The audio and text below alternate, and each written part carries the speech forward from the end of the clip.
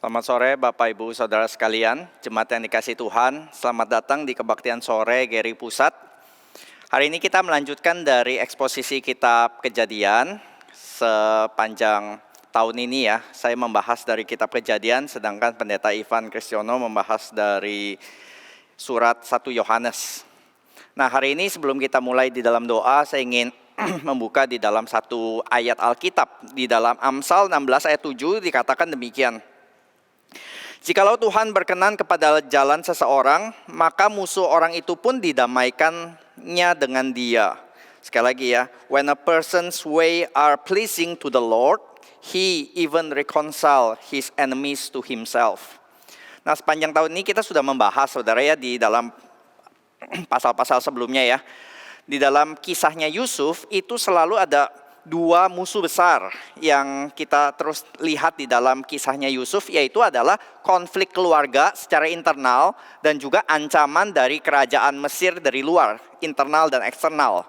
Dan bagaimana kita melihat sepanjang perjalanannya Yusuf, Tuhan merangkai semuanya itu sehingga Yusuf bisa mengatasi musuh-musuhnya ini. Dan bukan mengatasi dengan balas dendam, dengan menghancurkan musuh-musuhnya, tapi kita justru melihat bagaimana Tuhan menyelamatkan Yusuf diselamatkan dengan mengatasi kerajaan Mesir dengan menjadi juru selamat bagi Mesir.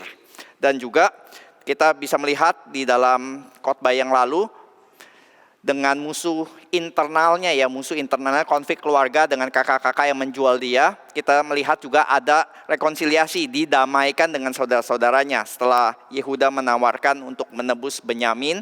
Dan kita bisa melihat Yusuf melihat rencana Tuhan yang indah, yang berdaulat di tengah-tengah rencana jahat kakak-kakaknya. Kita bahas itu di 2 minggu yang lalu ya. Sekarang kita akan melanjutkan di dalam Kejadian 45 ayat yang ke-9 sampai yang ke-46 nanti, 7 ayat dari pasal 46. Saya akan bacakan terlebih dahulu ayat 9 sampai ke-13 ya. Segeralah kamu kembali kepada bapa dan katakanlah kepadanya, beginilah kata Yusuf anakmu, Allah telah menempatkan aku sebagai tuan atas seluruh Mesir. Datanglah mendapatkan aku, janganlah tunggu-tunggu. Engkau akan tinggal di tanah Goshen dan akan dekat kepadaku, engkau serta anak dan cucumu, kambing domba dan lembu sapimu dan segala milikmu. Di sanalah aku memelihara engkau, sebab kelaparan ini masih ada 5 tahun lagi. Supaya engkau jangan jatuh miskin bersama seisi rumahmu dan semua orang yang ikut serta dengan engkau. Dan kamu telah melihat dengan mata sendiri, dan saudaraku Benyamin juga, bahwa mulutku sendiri mengatakannya kepadamu. Sebab itu ceritakanlah kepada bapa segala kemuliaanku di negeri Mesir ini, dan segala yang telah kamu lihat, kemudian segeralah bawa bapa kemari. Lalu dipeluknya leher Benyamin adiknya itu, dan menangislah dia, dan menangis pula lah Benyamin pada bahu Yusuf. Mari kita bersatu di dalam doa. Bapa dalam surga, kami bersyukur ya Tuhan melihat janji-Mu ya Tuhan, bahwa segala masalah, segala musuh, segala kesulitan yang kami hadapi tidak pernah menjadi akhir, tetapi itu hanya menjadi sarana Engkau membentuk kami, sarana Engkau membawa kami melihat rencana-Mu yang kekal. Tuhan, pakai firman Tuhan pada sore hari ini ketika kami menggumulkannya, biarlah kami boleh berkaca kepada firman-Mu, dan kami boleh diubahkan, dibentuk, dan kami boleh diberikan kekuatan terus bersandar kepada janji Tuhan. Terima kasih Bapak, di dalam nama Tuhan Yesus kami berdoa dan bersyukur. Amin. Saudara, kita tahu ya, kita mungkin punya problem juga di dalam hidup kita, dan kita ingin melihat di dalam perenungan hari ini bagaimana Tuhan bisa merubah semua masalah, semua kesulitan di dalam hidup kita untuk sesuai dengan rencana Tuhan. Nah, kita sudah baca tadi ayat 9 dan 13, itu sebenarnya satu bingkai ya, satu bingkai yang dirangkai dengan kata segeralah kamu kembali kepada Bapa. Ayat 13, segeralah bawa Bapa kemari. Di perikop yang singkat ini kita bisa melihat perhatian atau fokusnya Yusuf adalah membawa Yakub kembali kepada Mesir. Bukan kembali ya, membawa Yakub ke Mesir gitu, untuk reuni bersama dengan Yusuf yang sudah 22 tahun tidak bertemu dengan ayahnya. Kita juga sudah baca di dalam kisahnya Yehuda ketika dia mau menebus Benyamin gitu ya. Seluruh perhatiannya juga kepada papanya ya, kepada Yakub gitu. Dan Kalau kita sekarang melihat kepada fokus dari kamera kepada Yakub gitu, di Yakub belum ada di sini, tapi Yakub di mana? Yakub ada di Kanaan, ratusan kilometer jauh di Kanaan. Apa yang sedang dilakukan oleh Yakub? Yakub sendirian. Semua anaknya sudah pergi ke Mesir dan dia sedang menantikan kabar apakah yang akan terjadi pada masa depannya. Karena Benyamin anak kesayangannya dan semua kakak-kakaknya sudah pergi ingin membeli gandum di situ, tetapi ada kesulitan-kesulitan yang besar. Nah, bagaimana Yakub menantikannya ya? Yaitu adalah dia akan penuh was-was. Dan bagi Yakub ya sebelumnya ada satu musuh yang mengancam kelangsungan keluarga hidup keluarga besarnya, yaitu kelaparan. Saudara, kita mungkin nggak tahu mengerti tentang kelaparan, tapi bagi Yakub pada zaman itu dan orang pada zaman itu, yang namanya kelaparan itu benar-benar bisa menghabiskan seluruh keluarga atau bahkan seluruh desa. Dan solusinya apa? Solusi dari kelaparan itu adalah Mesir, karena di Mesir masih ada gandum untuk menjadi jalan keselamatan bagi mereka yang mengalami kelaparan. Tetapi setelah balik dari Mesir, ternyata Mesir bukan jadi solusi yang gampang, ternyata membawa problem yang lebih besar lagi bagi Yakub. Karena si penguasa tanah Mesir itu minta Benyamin untuk dibawa kembali kalau mereka ingin membeli gandum untuk kedua kalinya. Simeon sudah ditahan sebagai jaminan. Jadi kita bisa melihat ya, di dalam kesulitannya tersebut, yang dipikir solusi ternyata jadi masalah lebih besar bagi Yakub. Dan itu menyatakan berhalanya dari Yakub sendiri. Kan kita sudah lihat berhala dari Yakub pertama-tama itu siapa? Yusuf. Karena ketika Yusuf mati, Yakub berkata ya, sudahlah aku lebih baik juga ikutan mati. Aku akan menyusul Yusuf di tanah orang mati, di Sheol. Dan setelah 22 tahun berlalu, favoritismenya Yakub apakah sembuh? Ternyata juga enggak. Ternyata ketika kembali, kamu boleh bawa semuanya, tapi jangan Benyamin. Karena kalau Benyamin kamu bawa dan dia mati di tengah jalan, maka aku juga akan langsung mati. Saudara lihat ya, favoritisme kepada Yusuf sekarang hanya beralih kepada Benyamin dan belum berubah. Simeon boleh mati, nggak masalah. Yang lain boleh mati, nggak masalah. Tapi Benyamin nggak boleh. Ini anak kesayangan. Kita melihat di dalam apa yang Yakub pikir solusi ternyata menjadi masalah yang lebih besar dan juga menyatakan berhala di dalam hatinya. Seringkali kan kita juga demikian ya saudara. Apa yang kita pikir solusi di dalam hidup saya, ternyata ketika diberikan oleh Tuhan, ketika itu terjadi, bukannya jadi solusi yang mempermudah atau membuat hidup kita semakin dekat dengan Tuhan, tapi justru semakin membuat kita itu bermasalah atau semakin menyatakan tentang berhala hati kita juga. Ada seorang rekan yang menginginkan, merindukan, saya ini kerja terus jadi pegawai, kapan saya bisa jadi entrepreneur ya? Akhirnya dia memberanikan diri. Kalau di company disuruh-suruh, kalau di company itu disuruh lembur terus, yang untung juga bos, company. Saya bercurah keringat, bukannya untung buat saya, tapi buat company. Kapan saya bisa mandiri? Akhirnya dia memberanikan diri jadi entrepreneur. Yang terjadi apa saudara? Yang terjadi lembur lebih sering. Yang terjadi lebih gak disuruh-suruh sih, tapi disuruh-suruh sama klien, sama vendor dan yang lain. Hidup jadi lebih susah. Yang dia pikir hidup jadi lebih gampang, bebas, fleksibel, ternyata tidak sesuai dengan harapan. Ternyata baru sadar berhala hatinya adalah dia ingin power, ingin dominance, tetapi ternyata malah terjadi sebaliknya ya. Demikian juga orang-orang usia muda yang berpikir, oh kalau nikah nanti I will be happily ever after. Setelah nikah saudara, ternyata nggak happily ever after kan ya. Terus ada yang bilang, Koheru, yang wanita ya, Koheru, Disney itu bohong Koheru. Mana ini setelah saya 6 bulan nikah nggak happy ya, nggak seperti Disney happily ever after. Saya bilang enggak, Disney enggak bohong. Cuman kamu yang kurang tepat. Kenapa? 2 hal. Kamu bukan Snow White dan suamimu bukan pangeran. Itu aja. Jadi makanya Disney enggak bohong sebenarnya. Tapi kamu ya agak kurang sesuai dengan standarnya Disney. Jadi kita bisa lihat di sini ya saudara. Yang kita pikir solusi ternyata tidak pernah menjadi solusi yang tepat. Yakub sendirian di rumah dengan cemas menantikan bagaimana hasilnya ya. Mungkin dia mulai terpikir worst case scenario-nya apa? Worst case scenario-nya Benyamin betulan mati di Mesir. Kakak-kakaknya mungkin diperbudak menjadi budak di tanah Mesir dan mereka tidak pernah kembali. Dan Yakub sepanjang berbulan-bulan mungkin menantikan kabar yang tidak ada kejelasan, nggak ada nggak ada ini ya WA, nggak ada email, nggak tahu kapan mereka akan kembali. Lalu bagaimana? Worst case-nya adalah mereka semua mati dan Yakub akan mati di dalam kesedihan dan tragedi. Itu worst case yang terpikir di dalam benaknya.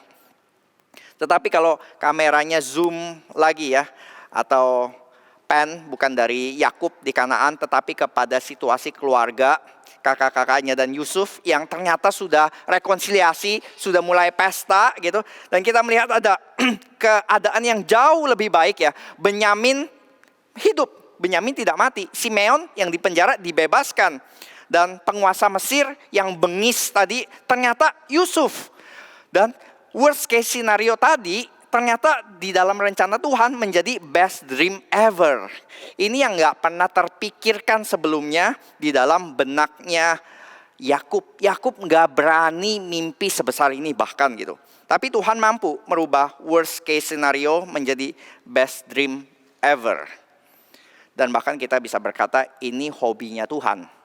Tuhan tuh hobi banget membuat dari keadaan yang paling bleak, keadaan yang paling putus asa gitu, yang paling hopeless menjadi dibalikan seketika menjadi keadaan yang paling beruntung, keadaan yang paling cemerlang. Dan dia seringkali lakukan bukan dengan merubah situasi sama sekali berbeda, tetapi dia memakai situasi-situasi kegelapan, dia memakai situasi hopeless yang ada, masalah-masalah yang ada tadi untuk menggenapi rencananya. Contoh ya, kalau tadi kan kita bisa lihat di dalam Mesir begitu. Nah, sekali lagi ketika bangsa Israel nanti keluar dari Mesir di kitab Keluaran ya, mereka juga menghadapi dua masalah yang sama besarnya. Ketika mereka baru keluar, mereka dikejar oleh tentara Mesir di belakang dan mereka menghadapi apa di depan? Mereka menghadapi Laut Merah. Jadi kemungkinan worst case scenario-nya adalah mereka mati dibantai atau mereka mati tenggelam. Tinggal pilih mau yang mana. Kamu lebih pilih air masuk ke dalam tubuhmu atau darah keluar dari tubuhmu. Kamu lebih pilih mau yang mana? Mau tenggelam atau mau dibantai? Tetapi Tuhan suka memakai dua hal ini untuk menjadi salah satunya menjadi solusi. Yang terjadi kita lihat nanti adalah tentara Mesir akan ditelan oleh Laut Merah. Yang tadinya musuh, bagi mereka itu adalah musuh besar, ternyata ini menjadi kawan atau menjadi alat penyelamat untuk menyelamatkan mereka dari musuh yang di belakang.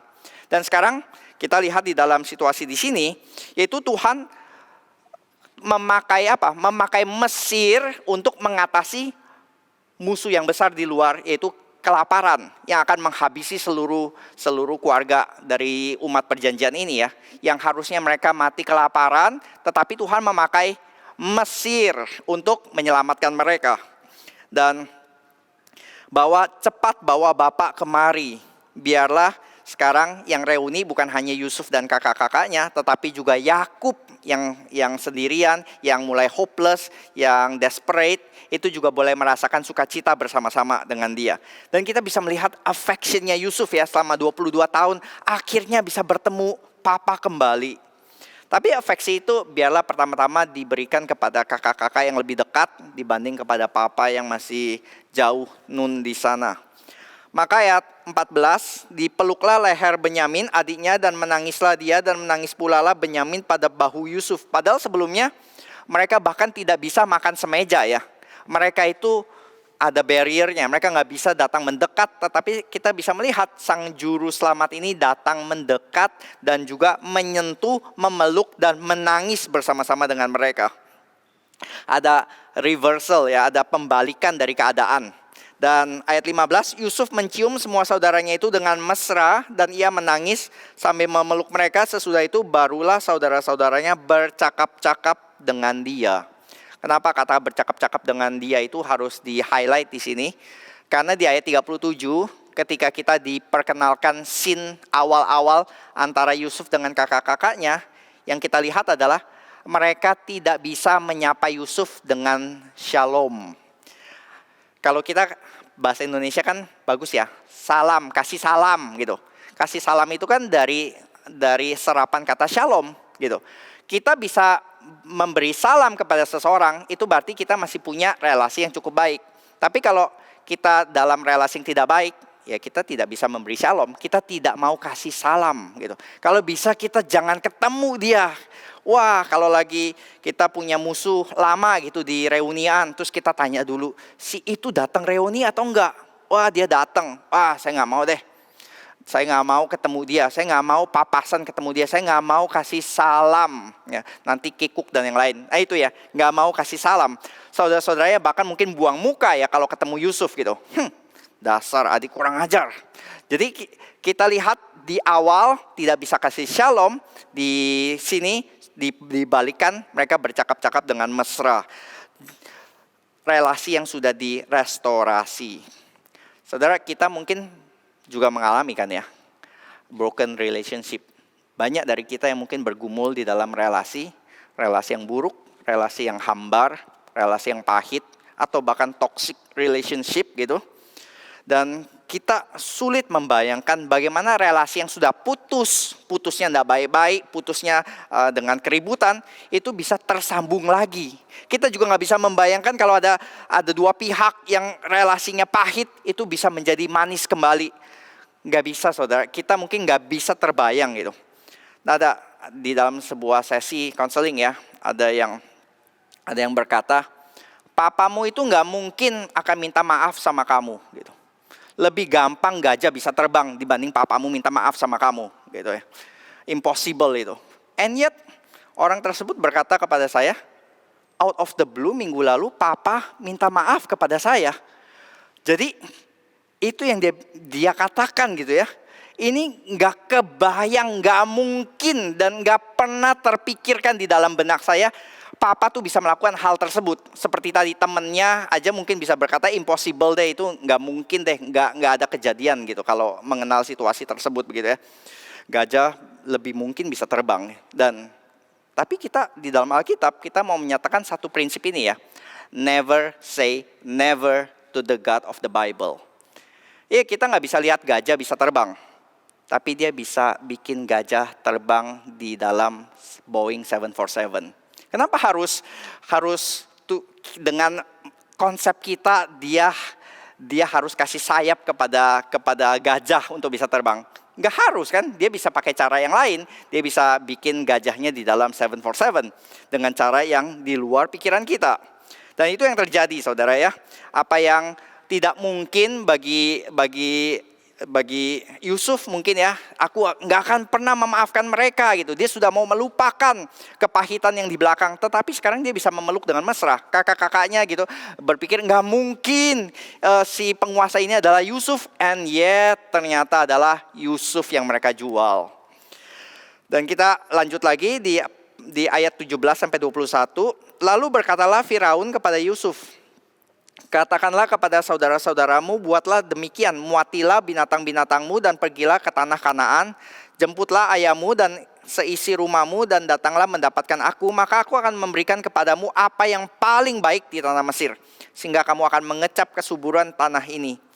Selanjutnya engkau mendapatkan perintah mengatakan kepada mereka, buatlah begini, bawalah kereta dari tanah Mesir untuk anak-anakmu dan istri-istrimu, jemputlah ayahmu dari sana dan datanglah kemari. Janganlah kamu merasa sayang meninggalkan barang-barangmu, sebab apa yang paling baik di seluruh tanah Mesir ini adalah milikmu. Demikianlah dilakukan oleh anak-anak Israel itu. Yusuf memberikan kereta kepada mereka menurut perintah Firaun, juga diberikan kepada mereka bekal di jalan. Saudara, kita bisa lihat Firaun yang sangat generous ya, yang sangat besar hatinya, yang sangat baik hati gitu. Buat pembaca awal, bangsa Israel yang ada di padang gurun saudara, buat mereka ini sesuatu yang ya impossible. Karena yang mereka tahu Firaun itu adalah Firaun yang bengis, Firaun yang memperbudak mereka. Firaun yang bahkan membunuh bayi-bayi mereka. Firaun yang memperlakukan mereka itu seperti sampah gitu. Mereka tidak ada harganya di mata Firaun. Tetapi mereka bisa melihat di sini Firaun yang apa? Firaun yang sungguh murah hati. Firaun yang generous. Firaun yang tahu membalas budi baiknya Yusuf yang pernah menyelamatkan yang sedang menjadi jalan keselamatan bagi Mesir. Tetapi Firaun yang mereka kenal adalah Firaun yang tidak lagi mengenal Yusuf, yang sudah melupakan Yusuf dan yang sekarang hanya bisa memperbudak mereka.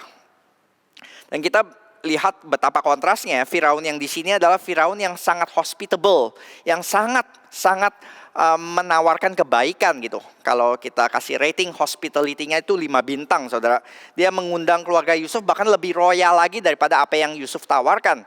Dia bahkan berkata, ambil itu semua kereta-kereta, jemput mereka dengan kereta itu seperti limosin saya silakan dipakai, boleh itu Ferrari, Bugatti-nya silakan dipakai untuk jemput keluargamu datang ke sini.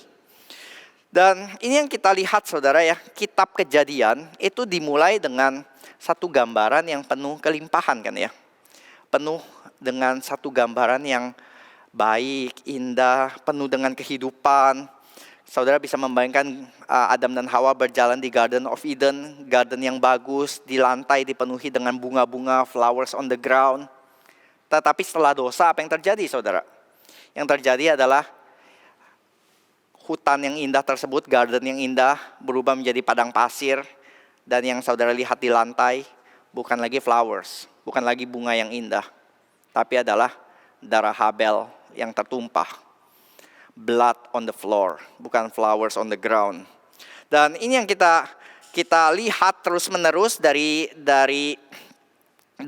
pasal ketiga ketika dosa masuk dan sampai ke Menara Babel, air bah dan seterusnya ya. Terus menerus adalah tragedi demi tragedi manusia dan ternyata Tuhan gak pernah give up on humanity. Tuhan tidak pernah menyerah dan Tuhan terus mengerjakan proyek restorasinya. Dan kita sudah mencicipi di sini ya, proyek restorasi Tuhan. Dengan apa? Dengan Firaun menjanjikan segala yang terbaik diberikan kepada Israel. Kita seperti mendengar eko Taman Eden. Di Taman Eden Tuhan memberikan segala yang terbaik kepada Adam dan Hawa.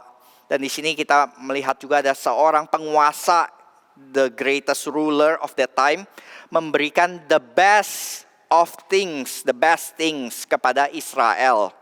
Seperti eko dari Taman Eden, segala yang terbaik itu mulai direstorasi kembali gitu ya. Episode gelas kosong, kelaparan, sekarang kita bisa melihat episodenya menjadi gelas yang full, bahkan luber, melebihi segala yang mereka perlukan. From famine to fortune, judul tema kita hari ini, from famine to fortune. Dan ayat ke-22, kepada mereka masing-masing diberikan sepotong pesalin dan kepada Benyamin diberikan 300 uang perak dan 5 potong pesalin. Di samping itu kepada ayahnya dikirimkan 10 ekor keledai jantan dimuati dengan apa yang paling baik di Mesir. Lagi pula 10 ekor keledai betina dimuati dengan gandum dan roti dan makanan untuk ayahnya dalam perjalanan. Tema reversal pembalikan tersebut mulai dimasukkan terus menerus begitu ya. Tadi yang gak bisa shalom, sekarang bercakap-cakap dengan mesra. Terus kita juga melihat Mesir yang tadinya orang takut untuk datang, sekarang mendapatkan undangan sebagai tamu kehormatan untuk datang. Dulu mereka datang sebagai orang yang penuh rasa takut, terus tidak di welcome. Sekarang mendapatkan undangan royal dari kerajaan sendiri, dari raja sendiri. Dan gak cukup dari itu. Sebelumnya simbol baju setiap kali muncul di kisahnya Yusuf, yang terjadi adalah setiap kali Yusuf muncul kata baju, berikutnya adalah tragedi ya, konflik gitu. Jubah maha indahnya diambil, terus juga jubahnya diambil oleh istri Potifar. Selalu penuh dengan konflik ketika kata baju muncul. Dan sekarang yang terjadi, baju ini diberikan sebagai hadiah dari rekonsiliasi, menjadi simbol dari hubungan yang baik. Dan mereka tadinya waktu takut ditangkap, mereka sedang berpikir, wah, Firaun atau Yusuf gitu ya, penguasa ini mau menangkap kita karena mereka ingin merampas keledai-keledai kita. Mereka ingin rampas mobil-mobil kita, Innova kita dan yang lain. Tapi di sini dikatakan apa? Kamu pikir Mesir kekurangan keledai? Nih, silakan bawa pulang 10 keledai jantan, 10 keledai betina. Apa yang bisa lebih baik daripada semuanya ini, saudara? What could be better ya? Kalau kita lihat di dalam kondisi ini, nggak ada. Bahkan mereka akan berkata, everything is gonna be alright. Mereka akan pulang membawa sukacita, mereka akan pulang dengan berkelimpahan. Mereka tadinya datang dengan kelaparan, sekarang mereka akan pulang dengan berlimpah ruah. Kita harus kasih tahu Papa Yakub berita baik ini. Best news ever. Kabar terbaik yang kita bisa sampaikan. Tapi sebelum best news ever, mereka harus kasih tahu satu berita dulu, bad news. Bad newsnya apa? Ternyata Yusuf masih hidup. Satu kebohongan yang mereka lakukan, yang mereka berikan kepada Papa selama 22 tahun. Yakub hidup di dalam kepahitan ya, di dalam sengsara karena Yusuf dipikir sudah mati. Itu karena apa? Dia dibohongi oleh anak-anaknya sendiri selama 22 tahun. Dan mereka sekarang harus memberitahu ini ya, memberitahu kabar buruk ini. Dan kalau kasih tahu berarti waduh, kita membuka borok kita sendiri kan. Berarti apa ya respon dari Yakub ya? Seperti gospel ya. Sebelum orang bisa appreciate the good news, mereka harus sadar the bad news first. Mereka harus tahu bad newsnya tentang fakta dosa. Dan kalau orang nggak bisa terima fakta dosa, nggak bisa terima bad news, orang juga nggak bisa appreciate the good news. That's why bad news harus datang dulu, baru dia bisa appreciate the good news. Nah, di antara kakak-kakak, mungkin mereka saling diskusi, siapa nih yang harus kasih tahu Papa ya? Wah, mungkin ada Ruben pertama yang berkata ya, dia sering suka cari kredit sendiri ya. Waktu Simeon di penjara, dia langsung berkata, ini kan sudah kubilang, jangan kamu apa-apain si Yusuf. Aku sudah coba protect dia. The good guy, kalian semua bad guys-nya. Atau mungkin main culpritnya kan Yehuda ya, yang menawarkan, udah kita jual aja si Yusuf gitu. Iya, karena apa? Karena kalian mau bunuh kan? Kakak yang lain mungkin bilang, iya kita kan cuma main gertak, kita sebenarnya nggak benar-benar mau bunuh loh. Kita cuma ya kalian tahulah main gertak, kubunuh kau ya, kubunuh kau. Tapi kan nggak pernah benar-benar bunuh gitu. Kita tuh cuma nakut-nakutin. Tapi kamu Yehuda, kamu yang benar-benar itu menjalankan penjualan tersebut. Sebenarnya kalau kamu nggak jual, mungkin kita ya paling lempar dia ke sumur 2 hari, habis itu kita bawa balik gitu. Kalian bisa mulai membayangkan ya, wah mereka sedang berdebat siapa yang harus break the bad news, siapa yang harus kasih tahu bad news ini kepada Yakub gitu. Makanya nanti di ayat 24 kita bisa membaca saudara. Kemudian Yusuf melepas saudara-saudaranya serta berkata kepada mereka, janganlah berbantah-bantah di jalan. Demikianlah mereka pergi dari tanah Mesir dan sampai di tanah Kanaan kepada Yakub ayah mereka. Mereka menceritakan kepadanya Yusuf masih hidup, bahkan dialah yang menjadi kuasa atas seluruh tanah Mesir. Tetapi hati Yakub tetap dingin sebab ia tidak dapat mempercayai mereka. Ini kita bisa lihat ya, Yusuf berkata jangan berbantah-bantah di jalan. Karena dia tahu karakter kakak-kakaknya seperti apa. Dia tahu potensi yang terjadi di tengah jalan. Nanti dia juga tahu apa yang bisa terjadi kalau ternyata bukannya mereka united, mereka sudah direkonsiliasi dengan dia, tetapi mereka pecah sendiri di dalam. Makanya bukan berfokus kepada good news, tapi mereka mungkin malah nanti semakin blow up. Bad newsnya menjadi out of proportion gitu. Bukannya fokus kepada rencana masa depan membawa Yakub datang ke Mesir, tetapi mereka malah berdebat tentang luka dan dosa masa lalu mereka. Karena itu jangan berbantah-bantah di jalan, tapi fokus tentang rencana Tuhan, kebaikan Tuhan yang kamu sudah berikan. Dalam satu usaha rekonsiliasi ya saudara, saya sudah ada bilang kepada satu rekan, kamu fokus kepada solusi, kamu fokus kepada rekonsiliasi. Jangan terprovok untuk apa? Mencari pembenaran diri. Tetapi seringkali kita nggak tahan ya saudara, ketika kita di dalam konflik ya gitu, ketika kita diperlihatkan kesalahan kita, kita bukannya berfokus kepada apa yang harus kita lewati, tetapi malah berfokus kepada kepada masalah-masalah dan saling menyalahkan dan yang lain. Maka di dalam broken relationship, ketika kita siap masuk ke dalam rekonsiliasi saudara, mungkin hal pertama seperti yang Yusuf katakan di situ, jangan fokus kepada bantah-bantahannya, tapi fokus kepada karunia Tuhan yang Tuhan sudah lakukan di dalam relasi tadi gitu. Bagaimana kamu bisa melihat, iya dia masih belum berubah sepenuhnya, tapi kamu fokus kepada satu bata yang sudah benar dibanding 99 bata yang masih kacau. Bagaimana di dalam broken relationship nggak ada gunanya atau tidak helpful dan tidak fruitful kalau kita terus ngomongin tentang luka masa lalu, tentang 99 bata yang sudah somplak, tapi kita diajak untuk melihat kepada satu bata yang sudah mulai beres nih. Dan sepertinya bata kedua, ketiga sudah mulai muncul, sudah mulai beres juga. Maka mari kita fokus kepada hal tersebut gitu, kepada janji Tuhan yang sudah mulai Tuhan genapi di sini. Dan kita bersyukur kakak-kakaknya menceritakan fokus kepada apa? Dua hal utama yang mereka ceritakan kepada Yakub. Yusuf masih hidup dan ternyata dialah yang menjadi kuasa atas seluruh tanah Mesir.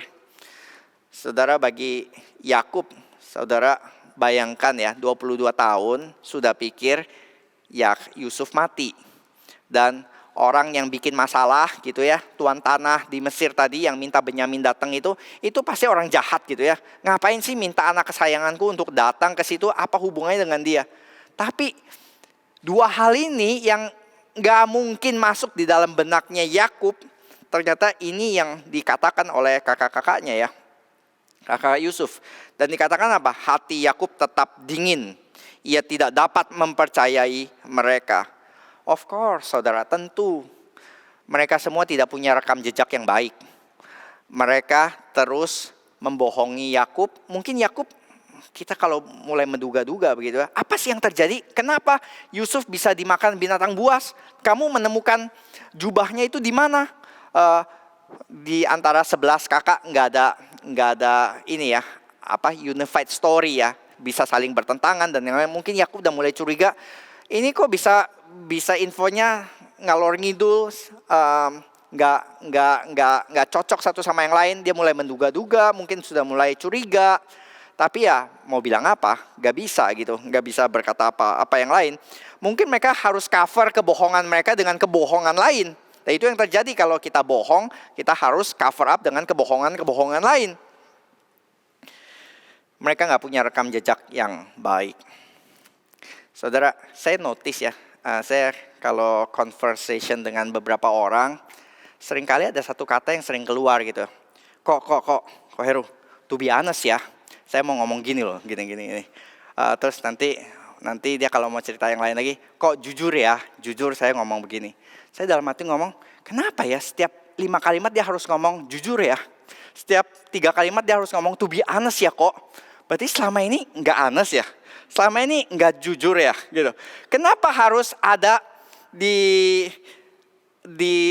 permulaan kalimat itu harus ada seakan-akan harus meyakinkan to be honest. Ini sekarang saya dalam honest mode nih. Jujur ya kok gitu. Iya, kenapa ya? Kalau kamu jujur kan nggak usah ngomong hal tersebut ya. Ayo di sini, siapa yang suka ngomong gitu? Ayo jujur. Gitu. Susah kan ya? Ini ya, maksudnya ini sekedar apa? Tips gitu ya. Kalau kita memang selalu jujur di dalam perkataan kita, harusnya kan nggak perlu ya kalimat to be honest atau jujur ya gitu. Tapi kakak-kakak nggak punya track record tersebut. Maka mereka harus convince papanya, to be honest ya dad, jujur ya pak, selama 22 tahun kami nggak pernah jujur, betul, kami cover kebohongan dengan kebohongan. Tapi kali ini jujur, Yusuf masih hidup. Wah, mereka mencoba convince papanya sebisa mungkin. Dan akhirnya ya saudara, Yakub akhirnya makin lama semakin convince dan ketok palunya apa? ayat 27. Ketika mereka menyampaikan kepadanya segala perkataan yang diucapkan Yusuf, dan ketika dilihatnya kereta yang dikirim oleh Yusuf untuk menjemputnya, maka bangkitlah kembali semangat Yakub ayah mereka. Wah, dia lihat di luar itu ada limusin warna hitam, terus platnya M1, Mesir 1 gitu. Terus dia lihat ada 20 Innova terparkir di luar. Ini nggak mungkin gitu ya, nggak mungkin anak-anaknya itu punya akses kepada limosin ini, juga nggak punya uang untuk beli 20 keledai ini. Dan dia mulai, iya ya, jangan-jangan yang mereka katakan mungkin betul loh, mungkin benar loh. Dan dia lihat juga sembahan makanan yang begitu banyak. Simeon juga balik, Benyamin anak kesayangannya nggak mungkin bohong kan ya. Benyamin juga betul pak. Itu kokok-kokok pembohong semua, tapi kali ini mereka betul pak. Nah, jadi Yakub mulai convince gitu, dan kata Yakub, cukuplah itu. Anakku Yakub masih hidup, anakku Yusuf masih hidup. Aku mau pergi melihatnya sebelum aku mati. Bangkitlah kembali semangat Yakub, then his soul become revived. Bangkitlah kembali semangat Yakub. Semangat apa saudara? Saudara kalau lihat seluruh perjalanan Yakub dari lahir ya sampai momen ini ya, Yakub itu semangat apa sih saudara? Namanya aja ya, sejak lahir ya, semangat mengambil. Dia kan lahir dengan memegang tumit kakaknya kan ya, dengan mengambil, dengan merampas, dengan mengambil segala yang dia inginkan, baik dengan cara yang legal ataupun dengan cara yang tidak legal. Pokoknya dia mau sesuatu, dia akan ambil dengan segala cara, dengan menghalalkan segala cara. Kalau dia ingin hak kesulungan dan dia nggak bisa karena dia bukan anak sulung, dia akan bikin strategi dengan strategi kacang merah. Kalau dia ingin berkat, tapi dia tidak berbulu seperti kakaknya, dia bersama dengan mamanya akan bikin strategi jubah bulu. Pokoknya dia bisa mendapatkan yang dia inginkan. Dia ingin ternak Laban, dia bisa susun strategi untuk bisa dapat ternak-ternaknya Laban. Dan itu semangat Yakub adalah semangat mengambil, semangat mendapatkan apapun yang dia inginkan, yang sesuai dengan isi hatinya. Tapi kali ini apakah semangat Yakub terbangunkan karena wah ada limusin, wah ada kekayaan di tanah Mesir, kita bakal punya tanah beratus-ratus hektar, kita bisa bikin CIT, kita bisa bikin MRI Mesir, Goshen gitu. Wah, aman. Bukan saudara.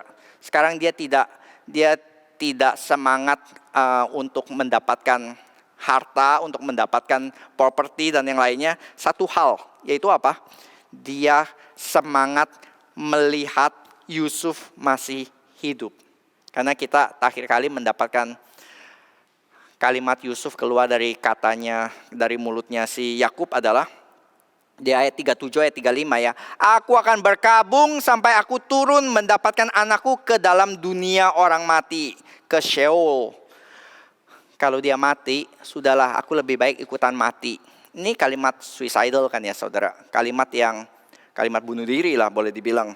Dan ini kadang-kadang kalimat yang seringkali terlontar keluar dari orang yang memang mengalami kedukaan yang begitu besar, yang ketika idolnya diambil dalam hidupnya, maka dia nggak punya makna hidup lagi. Maka dia mudah berkata ya, sudahlah aku lebih baik mati, aku udah nggak punya makna hidup.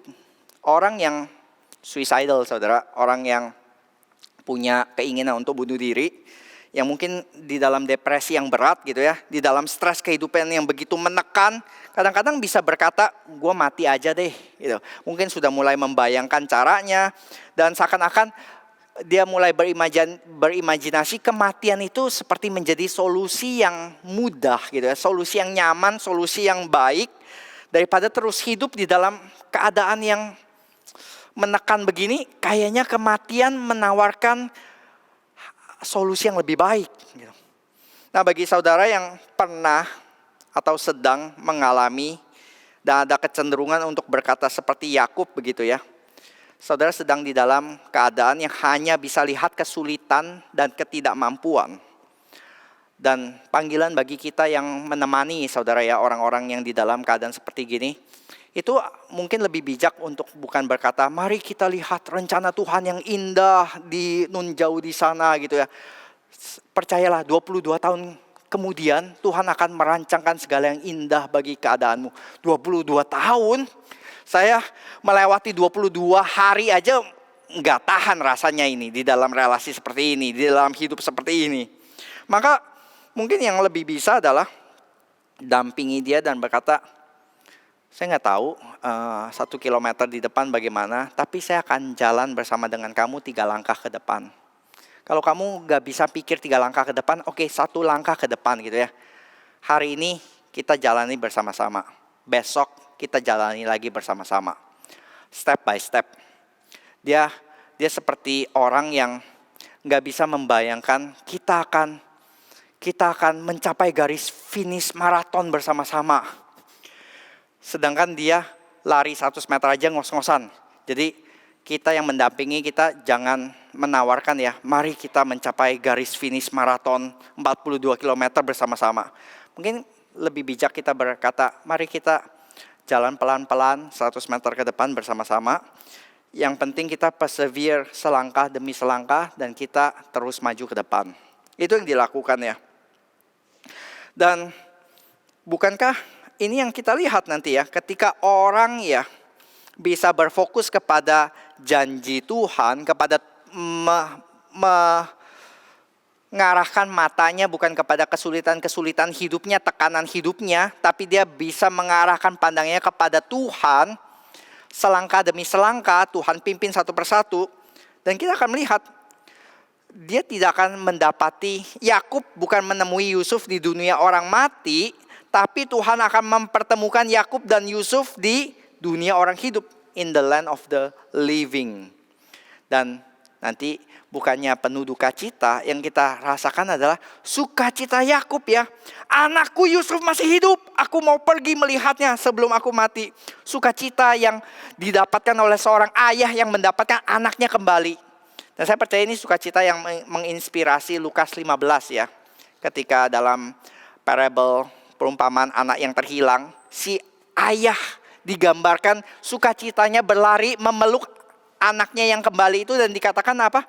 Kita harus bersukacita sebab anakku yang sudah mati itu hidup kembali.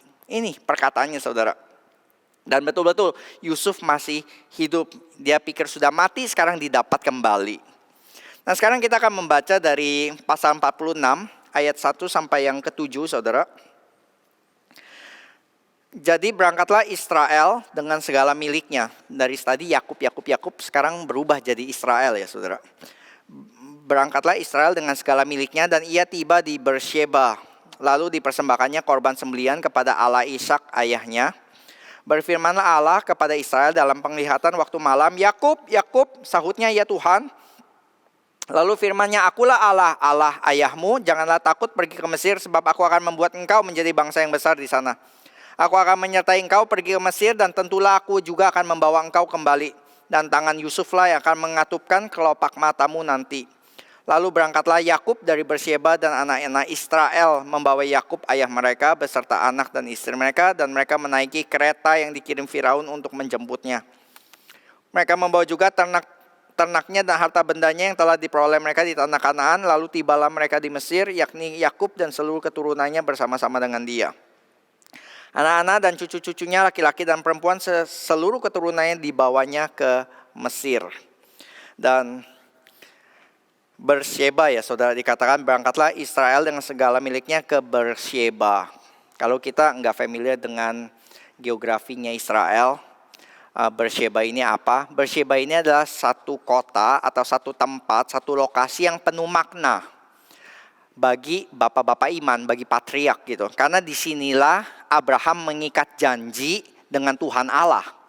Abraham. Lalu Ishak juga membangun altar dan mendapatkan janji penyertaan Tuhan. Ishak, engkau akan kusertai, janji kepada Abraham sekarang kuberikan kepadamu. Itu di mana? Di Beersheba juga.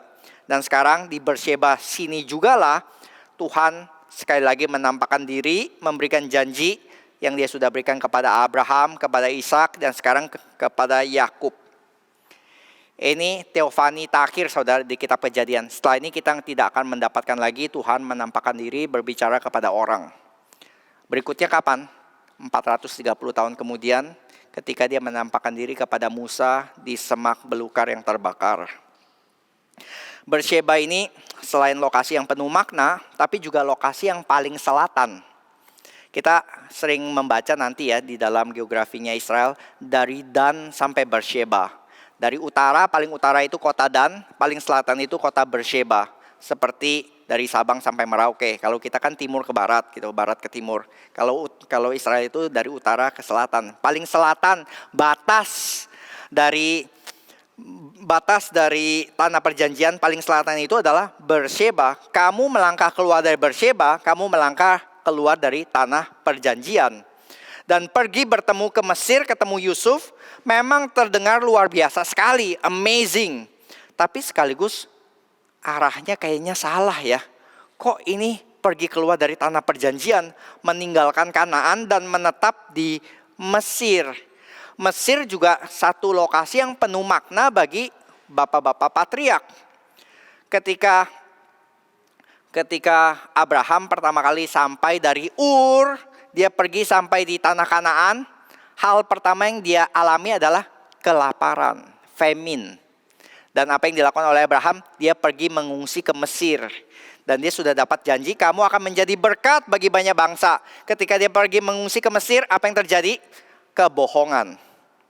Lalu yang terjadi, Tuhan harus turun tangan menyelamatkan Abraham dan Sarah dari tangannya Firaun dengan mengirimkan kutuk. Jadi Abraham datang ke Mesir bukan membawa berkat, tapi membawa kutuk. Dan bagaimana pengalaman Abraham di Mesir? Tuhan harus turun tangan untuk menyelamatkan Sarah dan membawa mereka keluar dari Mesir. Lalu Ishak, sekali lagi Ishak juga mengalami famine, kelaparan. Dan Tuhan bilang apa kepada Ishak? Tuhan memperingati Ishak, jangan kamu ke Mesir, kamu pergi ke tanah yang lain yang aku akan tunjukkan kemana, nanti ke Filistin. Pokoknya Mesir itu forbidden, gak boleh ya. Bagi Abraham pergi ke Mesir, problem. Ishak diwanti-wanti jangan ke Mesir, nanti problem. Dan itu sudah ngelotok di otaknya Yakub ya. Mesir itu problem, jangan gitu. Mengungsi sementara aja itu problem besar bagi Abraham. Apalagi ini menetap, ngungsi aja no. Tapi ini sekarang mau menetap jadi permanent residence. Well, wait a minute gitu ya. Emang sih ada Yusuf di sana, tapi ini melanggar perintah Tuhan atau enggak ya? Kayaknya rencana Tuhan kan kita harus stay di tanah perjanjian. Tapi ternyata kita mendapati kalau kita terus membaca cerita-cerita di dalam Alkitab, Tuhan kita itu Tuhan yang fleksibel dan dinamis gitu. Dia bisa memakai keadaan yang sama untuk mengajar orang secara berbeda. Dia bisa mengganti rencananya gitu. Dia bisa memakai keadaan yang sama untuk mengajar orang secara berbeda. Tuhan ingin mengajar Abraham untuk percaya bergantung kepada Tuhan dengan cara apa? Jangan ke Mesir Abraham. Kamu percaya saja sama saya akan bantu kamu melalui famine ini. Tapi Mesir yang sama saudara, Tuhan mau mengajar Yakub untuk bergantung percaya kepada Tuhan dengan apa? Masuk ke Mesir, Yakub. Kamu akan kujaga di dalam Mesir. Yang satu disuruh keluar dari Mesir, yang satu disuruh masuk ke Mesir. Yakub mungkin berkata, never, saya tidak akan pernah masuk ke Mesir, tinggal di Mesir, enggak pernah, itu daerah yang berbahaya. Dan Tuhan sekali lagi berkata, Yakub, never say never. Never say never. Karena Tuhan bisa punya rencana yang berbeda dari apa yang kamu pikirkan. Saudara sering kan ya berpikir, sudah mungkin berikrar, I will never do this, I will never choose this. Ternyata rencana Tuhan beda. Pengalaman saya itu, saya pernah berikrar ya. Waktu itu belum lama pulang dari Singapura, berikrar karena saya terjebak macet di Kelapa Gading. Waktu itu macet gila banget gitu, nggak bergerak. Dari Kelapa Gading sampai ke Kemayoran itu 3 jam saudara. 3 jam. Dan waktu itu kan belum terlalu familiar dengan ini. Pokoknya gila, ini nggak mungkin lah. Biasanya 20 menit, 30 menit sampai ini 3 jam gitu. Saya sampai udah kakinya gitu ya, keselnya udah coba mau kiri kanan nggak bisa, klakson nggak bisa. Pokoknya 3 jam melatih kesabaran di situ. Pulang ngomel-ngomel ke istri, saya nggak bakal ke Kelapa Gading lagi. I will never go to Kelapa Gading. Tapi kan ada MAG, ada MKG. Enggak, ada Pluit Village, ada Plaza Senayan, ada yang lain, Pondok Indah Mall. Pokoknya enggak ke Kelapa Gading. I will never go to Kelapa Gading. Penempatan berikutnya, Heru ditempatkan di GRII Kelapa Gading. Tuhan tuh punya good sense of humor ya. Waktu kita berkata never, Tuhan sengaja. Never ya, never say never. Bu Leoni dan Pak Wilson, ingatkan ya kisah percintaan saudara berdua. I will never choose this kind of man. Oh, ini Bu Leoni pernah sharing gini, makanya saya bisa bocorkan. Nggak mungkin yang model begini jadi suami saya, nggak mungkin. Sekarang 3 anak saudara-saudara dengan pria ini. Jadi jangan terlalu cepat kita ya di dalam perjalanan iman kita berkata never say never. Kita ya terlalu gampang ya berkata never gitu. Kita never gitu. Dan never say never itu ngeri ya. Kalau ternyata memang Tuhan izinkan. Saya sambil persiapan ini saya lagi nanya ke istri ya. Kita pernah ngomong apa ya never di dalam waktu belakangan ini? Dia bilang, never again. Karena nanti dikasih 4, yang kelima. Wah, itu mengerikan.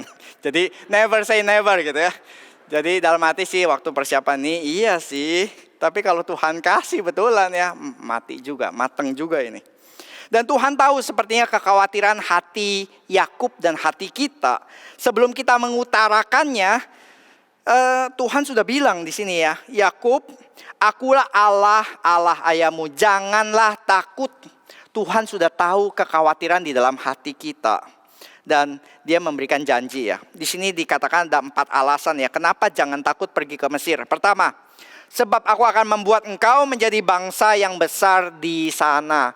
Oh, janji menjadi bangsa yang besar itu sudah diberikan kepada Abraham. Sudah diturunkan kepada Ishak. Sekarang dia yang melanjutkan. Tapi selama ini dia berpikir menjadi bangsa yang besar di tanah perjanjian. Tetapi sekarang Tuhan bilang enggak. Aku akan tetap menjalani, menggenapi rencanaku, membuat engkau menjadi bangsa yang besar. Tapi di sana. Kamu jangan pikir di sini ya, tapi di sana. Banyak mahasiswa STT saudara, yang saudara kalau tanya interview ya, saudara akan mendapatkan banyak mereka yang pernah berkata, jadi hamba Tuhan, never in my life, never. And yet mereka di sana sekarang, di sana tuh lantai 6 maksudnya. Mereka akan berkata never gitu. Makanya jangan terlalu cepat say never. Janji yang kedua saudara. Aku sendiri akan menyertai engkau pergi ke Mesir. Dan aku sendiri yang akan menyertai engkau pergi ke Mesir. Ini sangat-sangat kontraintuitif karena Allah Yahweh bukan Allah yang terikat oleh teritori tertentu seperti ilah-ilah bangsa-bangsa yang lain. Yang terikat di gunung tertentu, di laut tertentu, atau di teritori tertentu. Dia Allah semesta alam. Dia Allah yang pernah berjanji menyertai Yakub, kamu akan kabur ke Mesopotamia, jangan takut, aku akan menyertai kamu. Dan betul, Tuhan menyertai perjalanan Yakub. Dia melindungi Yakub dari Laban, dari semua bahaya, dan dia membawa kembali ke tanah perjanjian. Dan sekali lagi, dia ketika Yakub takut pergi ke Mesir, dia memberikan janji penyertaannya lagi. Waktu kita takut ya berkata never say never, tapi kalau kejadian ngeri banget itu. Tuhan berikan janji apa? Aku akan menyertai. Kalau itu betulan kejadian. Misalnya saudara takut saudara kayaknya ada gerakan Tuhan menggerakkan ke bidang ini nih. Atau Tuhan suruh saudara untuk pilih yang ini, melakukan ini. Saudara berkata, gak maulah Tuhan, gak mau Tuhan, gak bisa gitu. Never. Saudara takut kalau itu Tuhan benar-benar paksakan di dalam hidup saudara. Tapi ketika dia memaksakan atau mendorong saudara ke arah situ, sadarlah satu hal. Dia juga berjalan bersama-sama dengan saudara menyertai ke arah tersebut. Dan dikatakan yang ketiga, aku juga yang akan membawa engkau kembali. Walaupun pergi menetap, tapi bukan untuk selamanya, hanya sementara. Nanti satu saat ketika waktunya genap, dia akan membawa Israel kembali ke tanah perjanjian. Nanti di minggu-minggu mendatang kita akan membahas lebih jelas lagi kenapa Tuhan mengirimkan Israel harus dikarantina di Mesir selama 400 tahun terlebih dahulu baru dikembalikan. Dan ayat yang keempat, ada janji Tuhan yang menenangkan ya. Dan tangan Yusuflah yang akan mengatupkan kelopak matamu nanti. Jangan takut Yakub, nanti kamu akan mati di dalam kedamaian. Kamu akan mati di tengah-tengah keluargamu. Dan tangan Yusuf anak kesayanganmu itulah yang akan mengatupkan matamu. Jadi tidak ada alasan lagi untuk segan-segan dan menunda. Maka ayat yang kelima, berangkatlah Yakub dari Berseba dengan ketaatan menuju masa depan yang tidak pasti. Tapi dia tahu ada satu yang pasti, Tuhan akan menyertai. Kita belajar satu hal saudara, never say never in this journey of faith. Karena kita terlalu limited di dalam pengertian kita, iman kita mungkin terlalu kecil, pandangan kita mungkin terlalu sempit, dan ketaatan kita mungkin terlalu lemah. Maka sebelum kita benar-benar bisa paham rencana Tuhan, never say never. Sebagai penutup, kita sudah melihat ya, Yakub mendapatkan good news, kabar baik. Dan dia mendapatkan assurance daripada Tuhan. Good news dari anak-anaknya, assurance daripada Tuhan sendiri. Berita baik dan jaminan penyertaan yang Yakub terima. Tapi kita melihat, bukankah ini bayang-bayang daripada Injil Yesus Kristus? Kita mungkin tidak dapat kabar baik seperti yang Yakub terima, harus pergi mengungsi ke satu tempat yang lebih besar, yang lebih menjanjikan. Tapi kita melihat ada satu berita baik yang kita semua terima, saudara, yang lebih baik daripada kabar yang Yakub pernah terima, yaitu apa? Injil. Injil Yesus Kristus. Injil itu kabar yang terlalu luar biasa. Dan kita, saudara, hati kita itu terlalu dingin untuk mempercayai ada kabar yang seperti Injil. Sampai kapan? Sampai kita membuka hati dan mulai melihat bukti-bukti, baru hati kita dibangkitkan kembali ketika kita mendengar kabar bahwa sang anak yang mati itu sudah hidup kembali. Bukankah ini respon dari para rasul juga ya? Ke-11 rasul ketika mereka mendengar bahwa Yesus yang mati disalibkan itu, yang sudah dikuburkan, sekarang hidup kembali. Respon mereka sama seperti Yakub, nggak percaya. Tetapi setelah melihat kereta Yakub, kalau Yakub melihat kereta, kalau mereka melihat kubur kosong, mereka mulai mendapatkan mixed reaction juga, campuran antara tidak percaya karena terlalu luar biasa, sekaligus juga sukacita yang tidak terkatakan. Ini seharusnya saudara yang menjadi tanda seseorang yang benar-benar menerima berita Injil. Seharusnya kita nggak percaya ada kabar yang begitu luar biasa. Dan sementara itu kita berjalan di dalam ketaatan. Sampai kapan? Sampai nanti kita akan bertemu dengan sang anak in the land of the living. Di dalam tanah kehidupan, di langit dan bumi yang baru, dan bukan di dalam land of the dead, Sheol. Nah sementara ini di dalam penantian ini, apa yang Tuhan ingin ajar ke kita saudara? Itu kita belajar untuk beriman, belajar untuk berpegang kepada janji Tuhan selangkah demi selangkah. Dan jangan terlalu cepat berkata, never say never. Karena dia adalah Tuhan yang has the last word, bukan perkataan kita. Mari kita berdoa. Bapa dalam surga, kami bersyukur ya Tuhan untuk janji Tuhan yang begitu indah. Kami bersyukur kami seperti Yakub juga menerima kabar yang terlalu luar biasa. Kabar baik yang terlalu sulit dipercaya.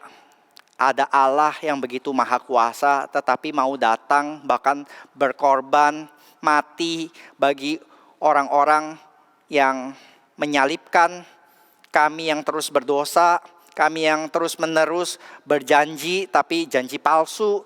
Kami sekali lagi terus melukai hati Tuhan, terus-menerus disobey, terus-menerus jatuh ke dosa yang sama yang kami sudah berjanji untuk meninggalkan.